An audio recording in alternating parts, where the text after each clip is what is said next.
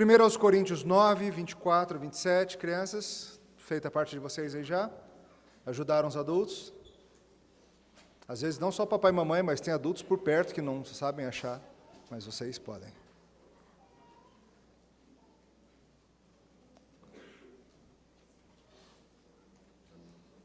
Primeiro aos Coríntios 9, 24 a 27, atenção para a leitura da palavra do nosso Senhor. Não sabeis vós que os que correm no estádio, todos na verdade correm, mas um só leva o prêmio? Correi de tal maneira que o alcanceis. Todo atleta em tudo se domina. Aqueles para alcançar uma coroa corruptível, nós, porém, a incorruptível. Assim como também eu, não sem meta, assim luto, não como desferindo golpes no ar, mas esmurro o meu corpo e o reduzo à escravidão, para que, tendo pregado a outros, não venha eu mesmo a ser desqualificado. Até aqui a palavra de Deus. Vamos orar? Senhor, ao considerarmos as palavras do apóstolo, inspiradas pelo Teu Espírito, pedimos que o Senhor nos ajude a hoje entendermos o que nós, aqui no Brasil, século XXI, temos a ver com isso. E o Senhor nos encoraje, em nome de Jesus. Amém. Qual você diria que são os grandes prêmios do mundo? Aqueles que todo mundo olha e reconhece e fala, uau, isso aí é muito valioso. Ganhar um desse não é para qualquer um. A gente tem troféus de várias estirpes por aí. Aqui na nossa sala, na sala do pastor Marcel, mais especificamente, tem alguns troféus valiosíssimos, vencidos pela Igreja Presbiteriana Semear nos esportes contra outras igrejas, em particular contra a Redenção, e outros. E eles são, de fato, valiosíssimos porque eles significam, eles representam o sangue, o suor e as lágrimas dos nossos jovens, que se doaram totalmente, corpo e alma, pela vitória no esporte. Por exemplo, tem um troféu lá de futebol que, se você olhar bem, ele está cheio de manchinhas das digitais dos nossos heróis, pedacinhos de pele, fios de cabelo e sangue também. A gente não deixa lavar. Inclusive, tem incrustado na parte de trás do troféu algo que parece um incisivo humano, que mostra como a gente se dedicou a isso. Foi um torneio duro, foi. Mas quais os grandes prêmios do mundo? Veja, nos esportes é bem fácil falar. Copa do Mundo no futebol, há muitos títulos importantes e belos, mas no final das contas, o grande sonho de todo atleta é ganhar a Copa do Mundo. Ou, dependendo de outros esportes, a medalha de ouro nos Jogos Olímpicos. Obviamente, ganhar medalha de prata e de bronze também é gostoso, mas todo mundo quer de ouro, né? E ano que vem tem Olimpíada, já sabia disso? Ficou meio estranho porque a de 2020 foi atrasada para 21, né? Então a gente como assim já tem Olimpíada ano que vem? Já tem Olimpíada ano que vem. Preparem-se para mais um ano de exclusivamente ilustrações de sermão ligadas a Jogos Olímpicos. No mundo do tênis, tem 4 grandes torneios que são o sonho de todo atleta. Wimbledon, que está acontecendo nesses dias. Inclusive, pastor Tarcísio tirou férias nesses dias. Muito esperto ele. Roland Garros, Australia Open e US Open. E ganhar cada um desses já é maravilhoso, mas ganhar os 4, fechar o Grand Slam, raríssimo. Apenas 8 homens e 10 mulheres na história fizeram isso.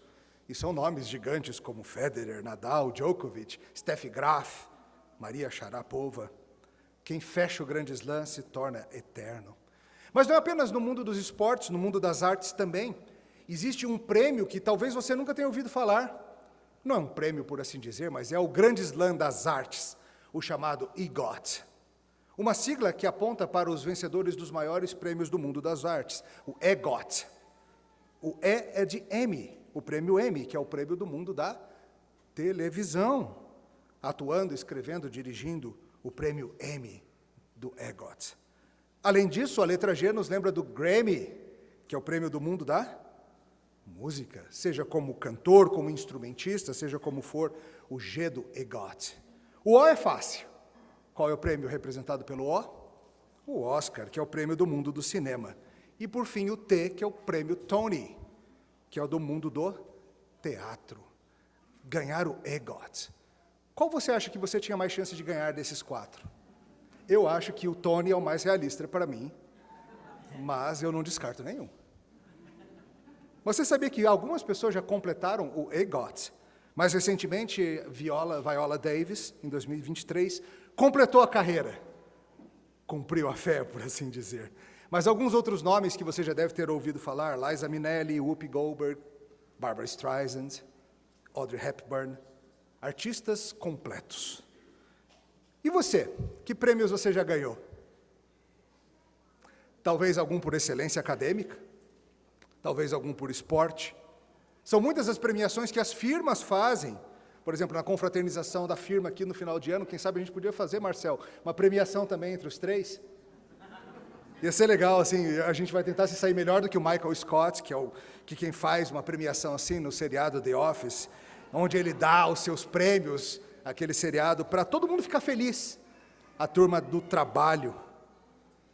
Só que os que ele dá não são muito desejáveis, não. São prêmios como pessoa mais repulsiva, noivado indefinido mais longo, e o troféu não entre no banheiro após ele. Ninguém quer ganhar esses prêmios. Mas ele dá prêmio para todo mundo, porque a ideia é que se todo mundo ganhar, todo mundo fica feliz e ninguém desanima.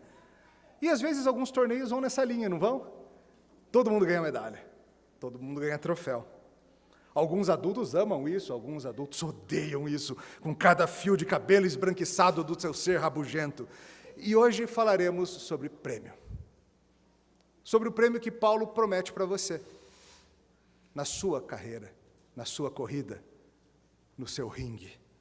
Será que tem para todo mundo? E o quanto de esforço nosso entra nessa premiação? Hoje vamos ver com Paulo que devemos nos esforçar na carreira cristã, com alegria rumo à coroa, que nos é garantida por Jesus Cristo. Simples assim. Devemos nos esforçar na carreira cristã, com alegria rumo à coroa que nos é garantida, não pelo nosso esforço, mas pelo Senhor Jesus. Nós vamos ver isso em duas partes. A primeira verdade que a gente tem que solidificar bem na sua mente é que a vida cristã termina numa coroa conquistada por Cristo. Vamos ver de novo o texto? 24. Não sabeis vós que os que correm no estádio, todos na verdade correm, mas só um leva o prêmio? Correi de tal maneira que alcanceis. Todo atleta em tudo se domina, aqueles para alcançar uma coroa corruptível, nós, porém, a incorruptível. Até aqui.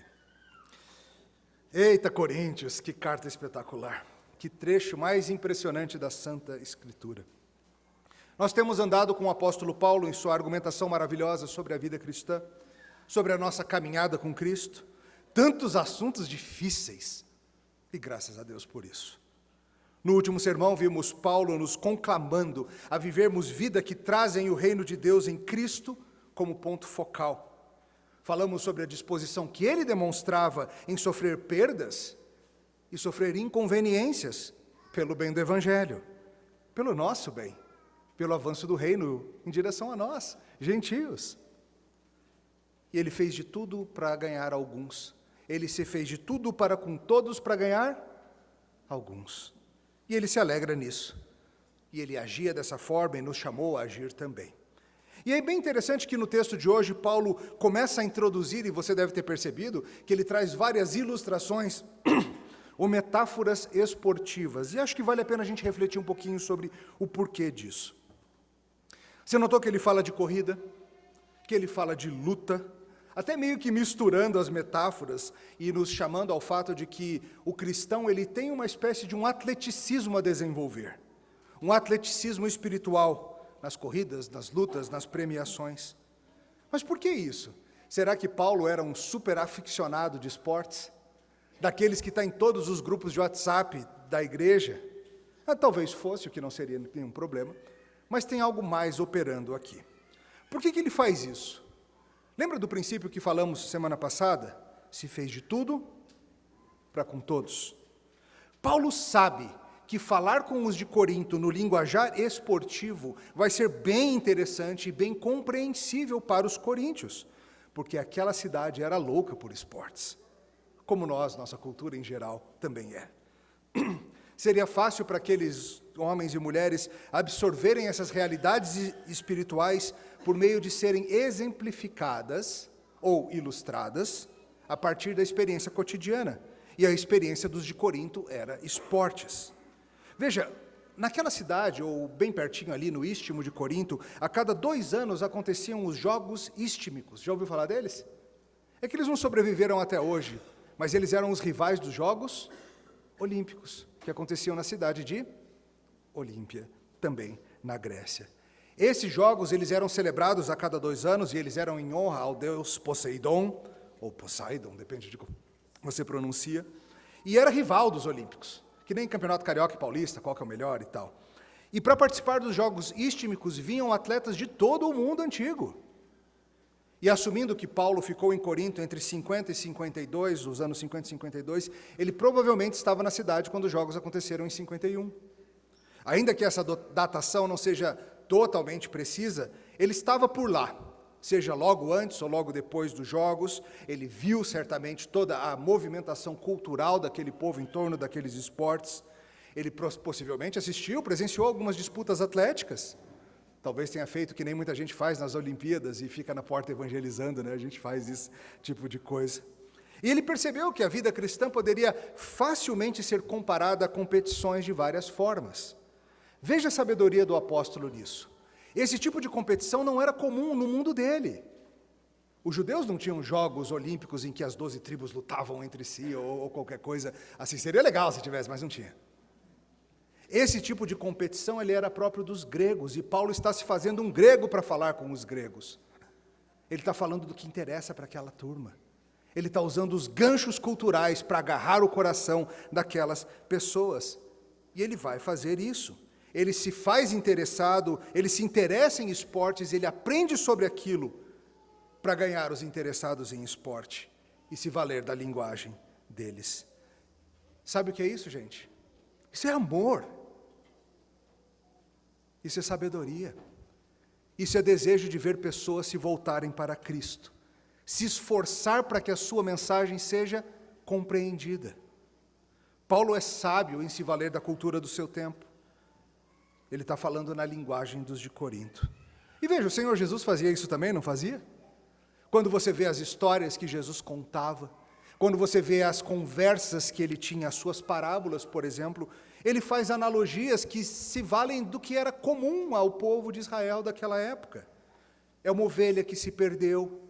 Quando a gente explica essas histórias, a gente precisa explicar muita coisa, porque a gente não está acostumado a ovelhas que se perdem, ou ao comportamento das ovelhas e como elas são difíceis de entender o que está acontecendo. Ele fala sobre uma estrada perigosa rumo a Jericó. Não precisava ficar explicando, todo mundo sabia que era. Ele fala da plantinha que vem da sementinha da mostarda.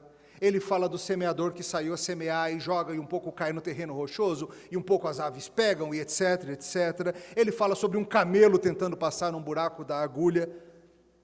Por que Jesus usava esse linguajar e falava dessas coisas? Por quê? Porque era o que a turma entendia. Era o linguajar comum das pessoas. Era a experiência daquele mundo. E veja, irmãos, conosco não deve ser diferente, as mesmas coisas devem nos mover. Pregadores têm de crescer na arte de ilustrar a mensagem de maneira que ela seja compreensível aos seus ouvintes.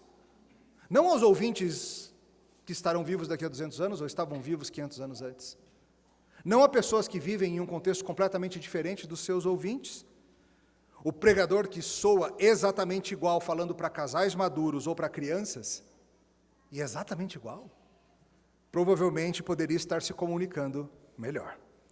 E sabe, vale para todo mundo, para todos nós cristãos, não apenas para pregadores de púlpito, nos estudos bíblicos que você faz com a sua família, quando você está tentando ensinar aos seus filhos a realidade da palavra de Deus, na nossa mocidade, em suas conversas e seus estudos, nos papos evangelísticos que você tem com gente do seu trabalho, com gente da sua vizinhança, com seus familiares descrentes.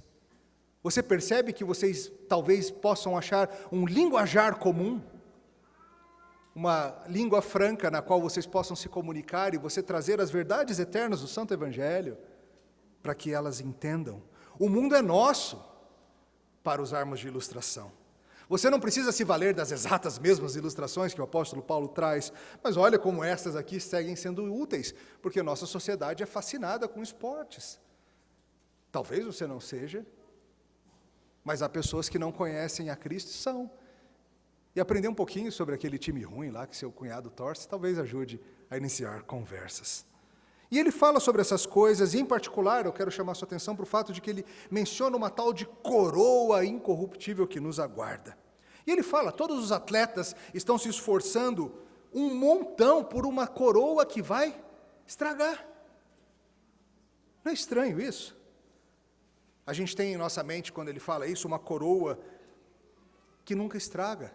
Mas a coroa dos atletas, o ladrão rouba, os bichos comem, ela se perde, o tempo estraga.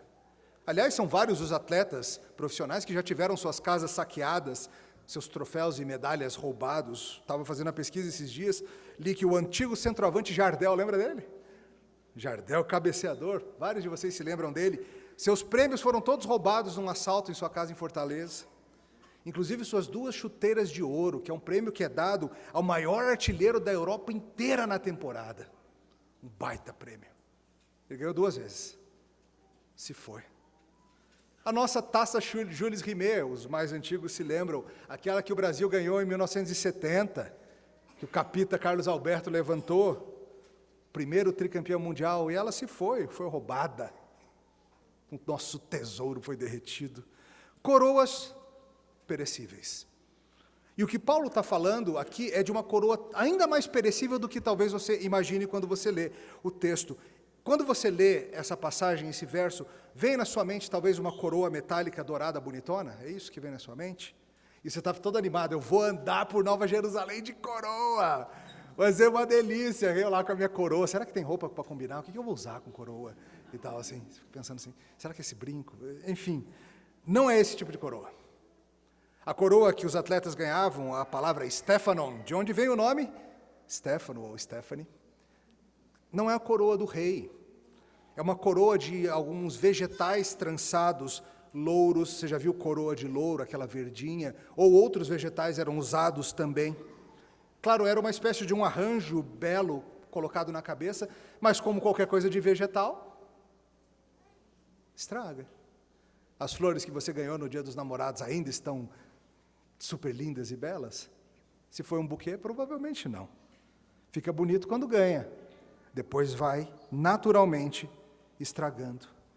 E você lutou tanto para conseguir, estraga, rouba. Mas o que Paulo está te dizendo nesta manhã, meu irmão, é que a nossa Stephanon, a nossa coroa, ela não é corruptível. Ela não perde nada. O que Jesus Cristo, o grande triunfante Deus-homem, conquistou para nós na rude cruz, é algo que não se perde de jeito nenhum. Entenda, a gente acabou de cantar, quando a corrida acabar. Quando a corrida acabar, queridos, o que te aguarda no final da nossa Olimpíada é algo que não terá fim. A vida eterna que nos é dada em Jesus Cristo, o perdão dos nossos pecados, a nova criação que Deus está fazendo, preparando, nada disso estraga. É incorruptível. O seu corpo não vai estragar. O corpo estraga, né? Ontem, por exemplo, estava com uma dor aqui no ombro, assim, ainda está doendo, uma dor brutal, não pude fazer exercício de perna na academia de tanta dor. Eu estava no ombro. E é assim, o corpo vai envelhecendo, vai estragando, vai ficando ruim. Talvez você sinta isso. Mas a coroa que Deus tem preparada para nós, no mundo refeito, com corpos refeitos, ela não estraga, ela não perece, ela não perde o brilho, ela não é roubada. E isso é dádiva de Deus para o seu povo. Isso te alegra? Foi Cristo que conquistou. É obra dele. Paulo explica para você. Vamos correr? O prêmio é certo. Paulo explica que o final da carreira, da corrida do atleta, é maravilhoso.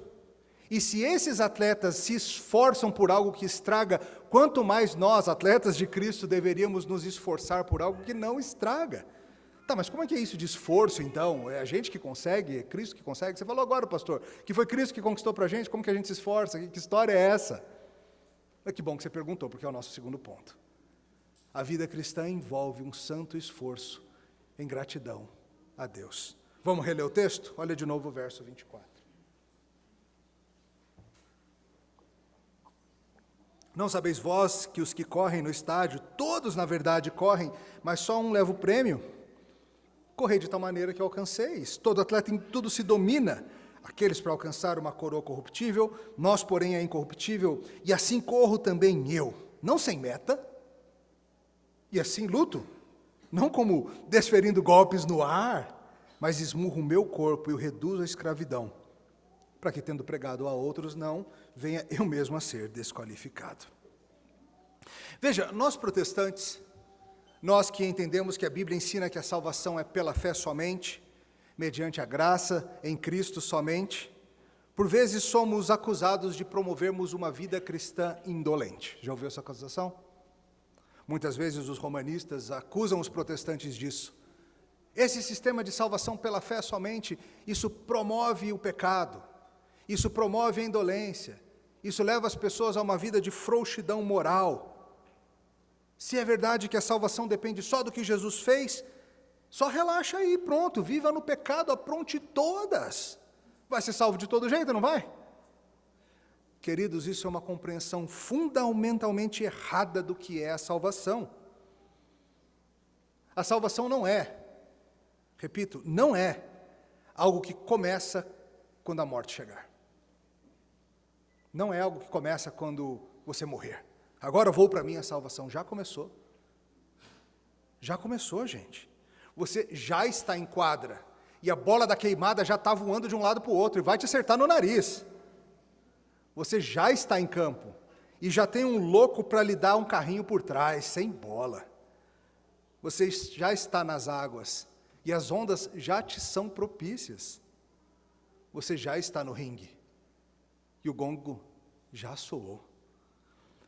O que Paulo está dizendo para a gente é que a vida cristã conquistada por Cristo é uma vida de luta, é uma vida de esforço, é uma luta contra o mal, é uma luta pelo crescimento, é uma luta contra o pecado, é uma corrida contra a carne, é uma luta para que a luz avance, a luz do Evangelho avance para todos os lugares escuros, sejam os lugares escuros do planeta, sejam os lugares escuros da minha alma.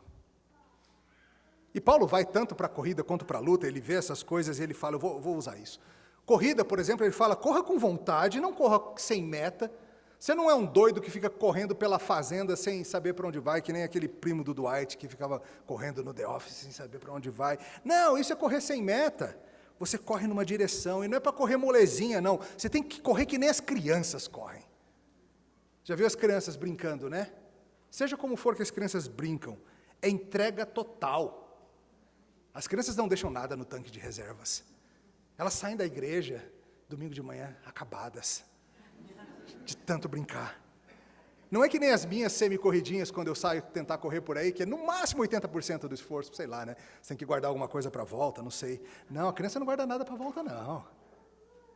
E é treino, é domínio próprio, é submeter o próprio corpo. Aliás, essa é uma das mais impressionantes facetas de um atleta profissional, é justamente isso.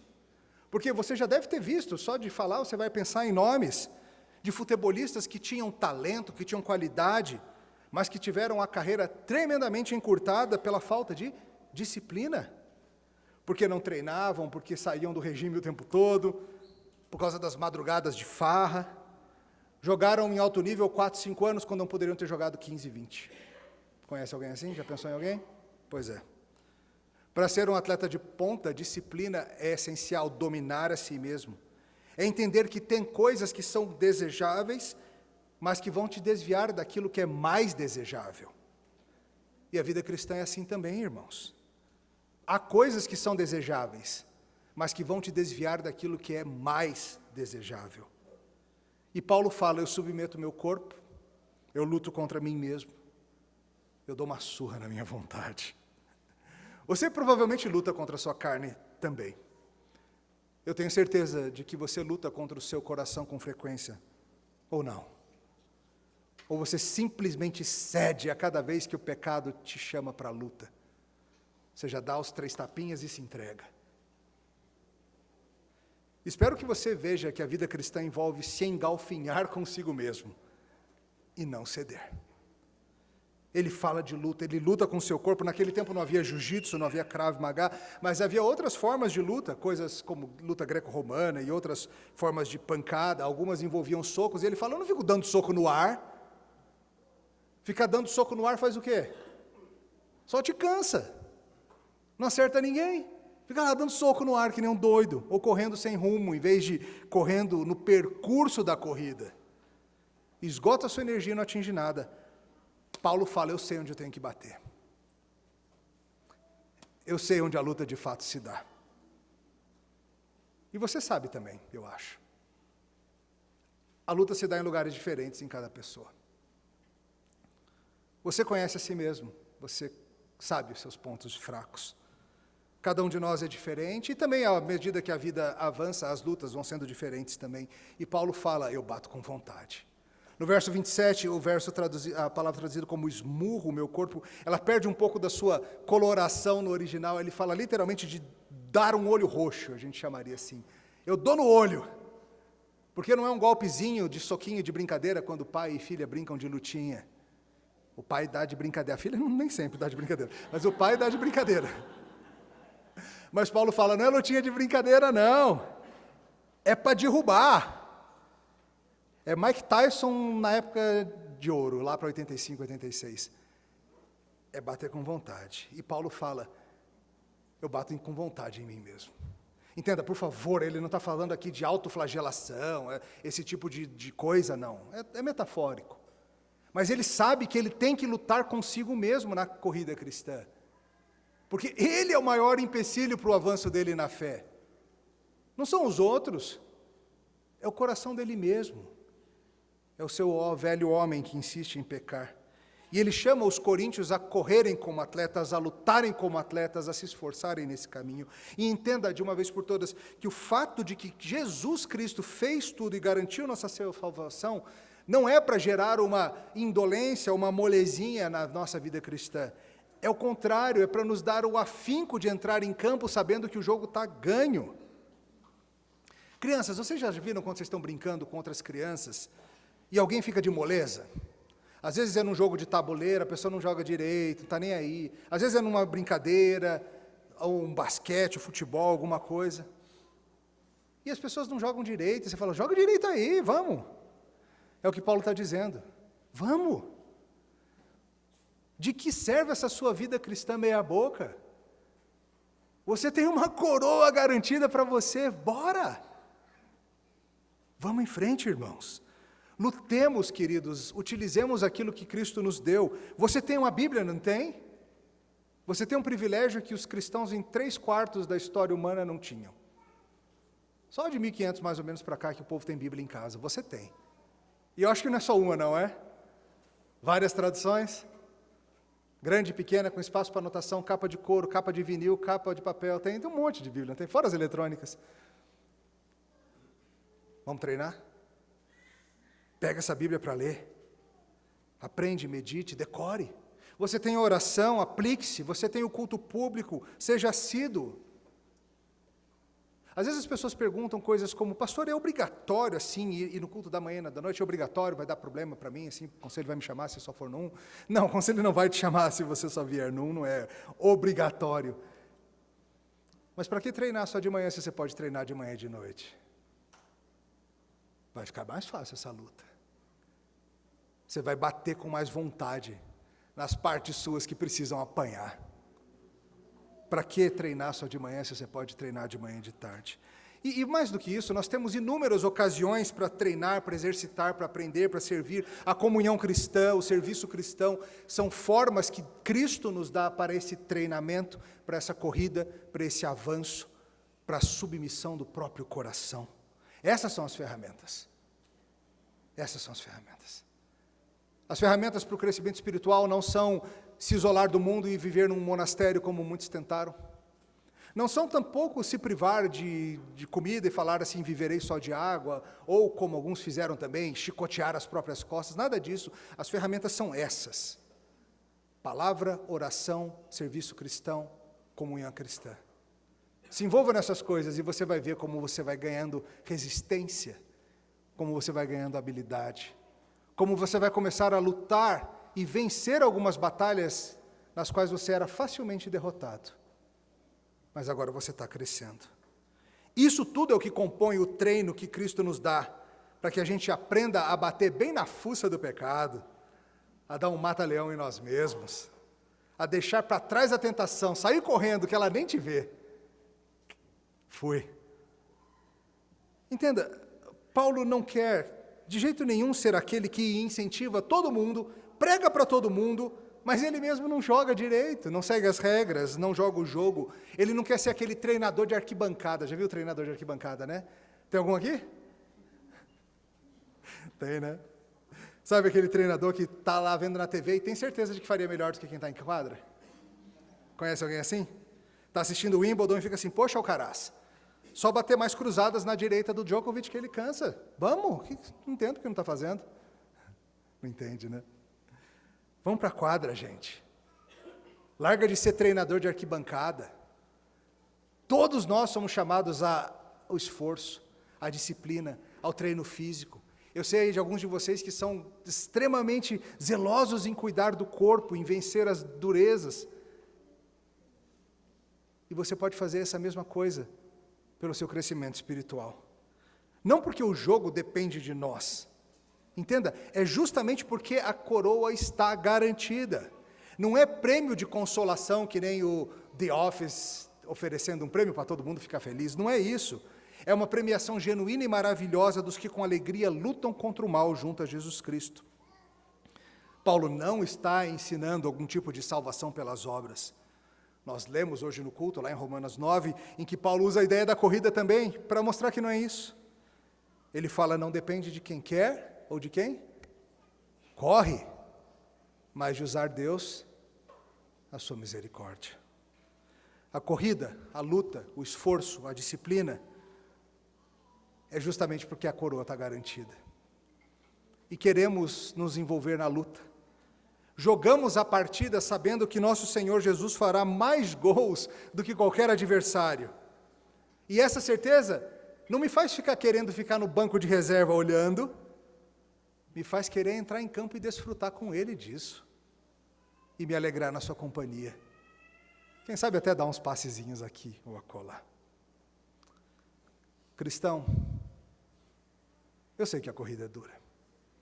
Eu sei que é cansativo lutar contra si mesmo. Eu sei que tem dias em que você acaba realmente com o olho roxo na luta contra o pecado. Eu sei disso. Comigo é assim também. Eu sei que tem dias em que você pensa, será que vai valer a pena todo esse esforço? Não é melhor largar isso logo? Cristo te promete uma coroa. Cristo te promete algo que vai superar em muito qualquer sofrimento ou dificuldade que você experimente nesta vida. E tudo por Ele, porque Ele nos convocou, Ele nos equipou com seu Espírito e palavra, Ele venceu o pecado, Ele nos dá de si mesmo como a nutrição perfeita para essa obra. Esse jogo está ganho, irmão. Para de molezinha. Você tem a alegria de jogar o jogo não porque a vitória depende de você, mas você tem a alegria de jogar o jogo pelo simples deleite de estar com Cristo nisso. E é por isso que a gente se esforça. A gente se esforça na santificação, a gente se esforça na evangelização, na edificação, privilégios, boas lutas. E de duas uma, queridos. Ou estaremos em campo quando o Senhor apitar o final do jogo e vir para dentro desse mundo com seus anjos maravilhosos. E estaremos em campo celebrando a vitória final de Cristo. Ou, mais provável, Ele nos tira do campo antes do final e nos bota para assistir junto com a nuvem de testemunhas de irmãos e irmãs que já deixaram sangue, suor e lágrimas no campo. E a gente vai conversando e se alegrando e falando sobre a vida, enquanto os que vieram depois vão jogando. E todos levamos Cristo. Todos que morremos com Ele na cruz, irmãos, a levaremos até por uma coroa a trocar. Oremos. Louvado seja, Senhor, porque a vitória é garantida em Cristo. Porque nem mesmo o nosso pecado ou nossa rebeldia vai ser capaz de impedir os propósitos daquele que quis ter misericórdia de nós. Dá-nos, Senhor, esse desejo de lutar a vida cristã, de vivê-la em plenitude.